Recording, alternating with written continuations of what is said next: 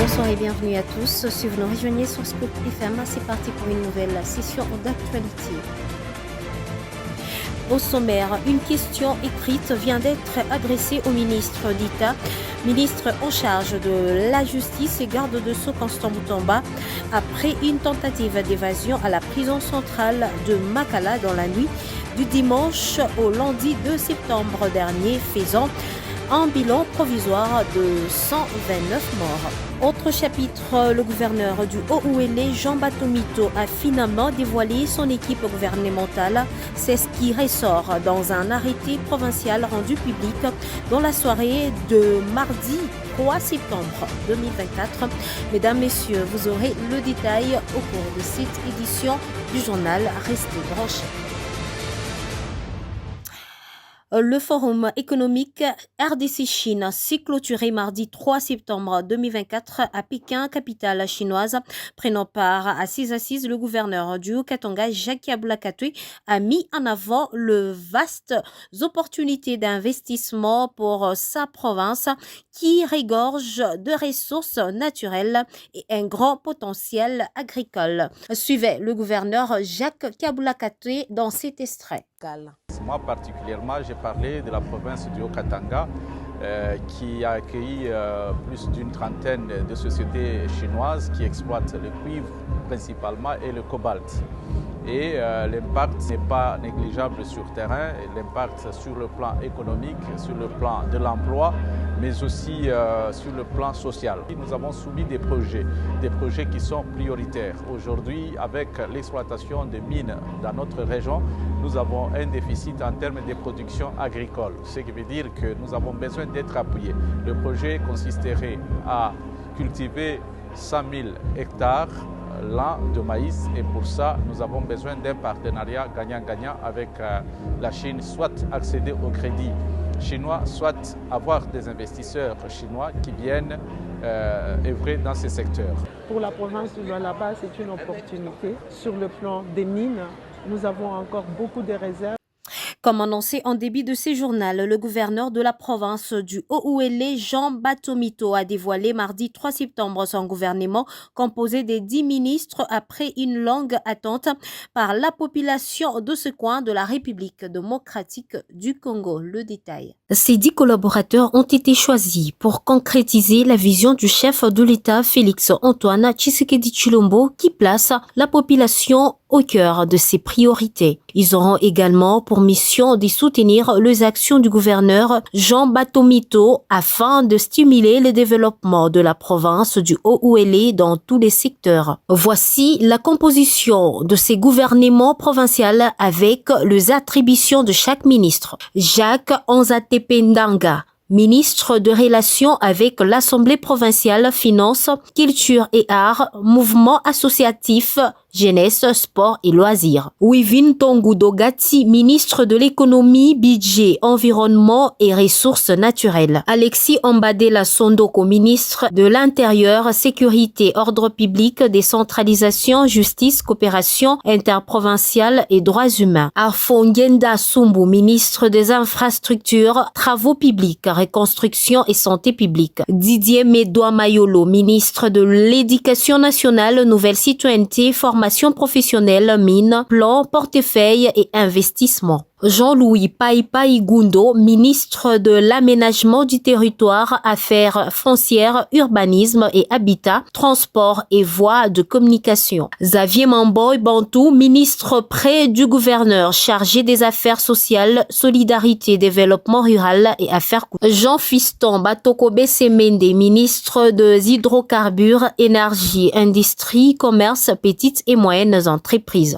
Rachel Gassi-Makassiane, ministre de la fonction publique, emploi, travail, prévoyance sociale, tourisme, genre, famille et enfants. Et enfin, Emmanuel Arama Odingo-Kiro, ministre de la Communication, Médias, Agriculture, Pêche, Élevage, Poste et Télécommunications, Nouvelles Technologies de l'information et de la communication et porte-parole du gouvernement. À noter, 2 femmes seulement ont été nommées sur cette liste, majoritairement dominée par 2 hommes. Il faut également noter qu'aucun ancien ministre provincial du gouvernement Nanga n'a été reconduit. Le député national Bertos Kabey Bial de l'UDPS Tshisekedi, élu du territoire des Lulou dans le Lomami, a adressé une question écrite au ministre d'État en charge de la justice et garde de Sceaux, Maître Constant Moutamba, sur la gestion de la crise après le carnage survenu suite à une tentative d'évasion à la prison centrale de Makala à Kinshasa dans la nuit du 1er au 2 septembre dernier. Gracia Kaya nous en dit plus. L'auteur de la question l'a fait savoir à la presse le mardi 3 septembre dernier. À l'en croire, il souhaite en savoir plus sur les raisons de chaos qui a été observé à la prison de Makala, causant mort d'homme. Pour lui, il faut impérativement que des explications claires soient fournies à la représentation nationale et à l'opinion publique sur les circonstances de la mort et sur les responsabilités des uns et des autres. La Constitution ainsi que les règlements intérieurs de l'Assemblée nationale nous reconnaissent ce pouvoir d'initier le contrôle sur l'action gouvernementale. C'est vraiment dans ce sens-là que nous avons pensé adresser une question écrite à son Excellence Monsieur le ministre d'État et ministre de la Justice et garde de Sceaux autour du carnage survenu à la prison de Makala, alors qu'il n'y a pas un mois, Monsieur le ministre d'État a initié ou a procédé au désengorgement de la prison de Makala, a déclaré le député national Bertos Kabey Dial. Et de poursuivre d'abord, il faut vous dire qu'il y a un délai qui lui sera donné et c'est un délai réglementaire. S'il arrivait que les réponses n'y sont pas données à cette question écrite, d'office, elle sera transformée en interpellation. Mais laissons-nous vous dire qu'il a tout intérêt de pouvoir éclairer la lanterne des Congolais autour de ce qui s'est passé à Makala dans la nuit du 1er au 2 septembre. Parce que c'est inadmissible que le massacre comme celui-là puisse opérer en plein centre-ville de Kinshasa, a renchéri le meilleur élu du territoire des Louilou. Au moins 129 détenus sont décédés et 59 blessés suite à ces tentatives d'évasion à la prison de Makala. Ces bilans provisoires est livré par le vice-premier ministre et ministre de l'Intérieur et Sécurité, Jacquemaine Chabani, après une réunion de crise avec les responsables des services de défense et de sécurité. Pour rappel, le ministre d'État en charge de la justice a interdit jusqu'à nouvel ordre les transfèrements de personnes non condamnées à la prison centrale de Makala et à la prison militaire de Ndolo. Dans un communiqué, M.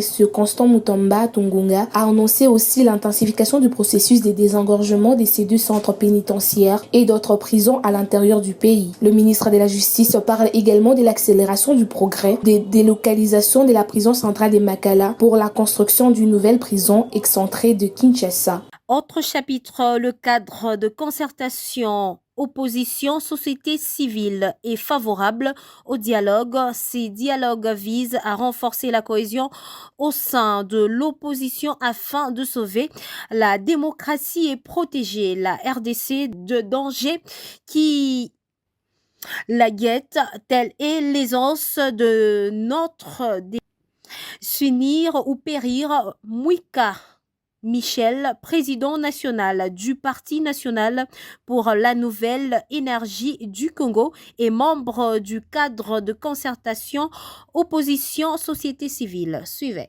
Compte tenu du rôle primordial que joue l'Église du Christ au Congo, nous sommes venus humblement échanger avec son président sur la situation générale du pays, une situation très chaotique. Nous avons aussi partagé sur les préoccupations et la crise multiforme et multidimensionnelle que traverse notre pays. Crise politique, crise économique, crise sécuritaire. Ces préoccupations essentiellement portées sur l'actuelle gouvernance dans notre pays.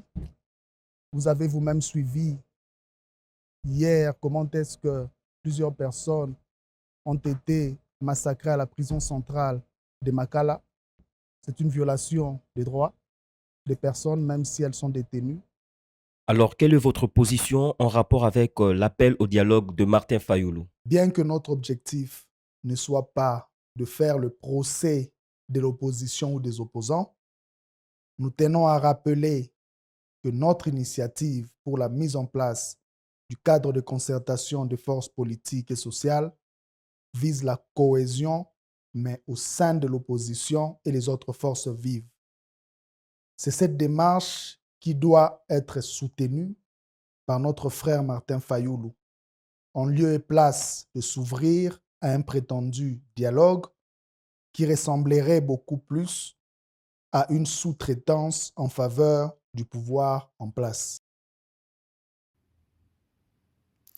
En nouvelle, le procès sur l'affaire du coup d'État a déjoué tend vers sa fin. Le tribunal militaire garnison de La Gombe, siégeant en audience foraine à la prison militaire de Ndolo, a bouclé avec l'instruction et a pris l'affaire en délibéré. Il rendra son verdict le vendredi 13 septembre 2024.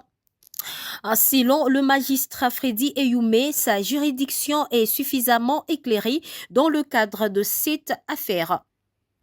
Les avocats de la défense doivent ainsi déposer le note écrite de leur plaidoirie au greffe au plus tard le vendredi 6 septembre 2024 afin de leur permettre de mieux motiver leur décision. Au total, 51 personnes sont poursuivies dans cette affaire pour les infractions suivantes: terrorisme, détentions illégales d'armes et munitions de guerre, tentative d'assassinat, association de malfaiteurs, meurtre et financement du terrorisme. C'était le journal de la rédaction. Merci à Steve Micha pour sa réalisation technique. Merci également à Christian Piompa qui nous a coordonné. Devant ses micros, c'était Gracia Akinimali. Restez branchés car le programme continue. Quant à moi, je vous retrouve demain avec le même réel plaisir.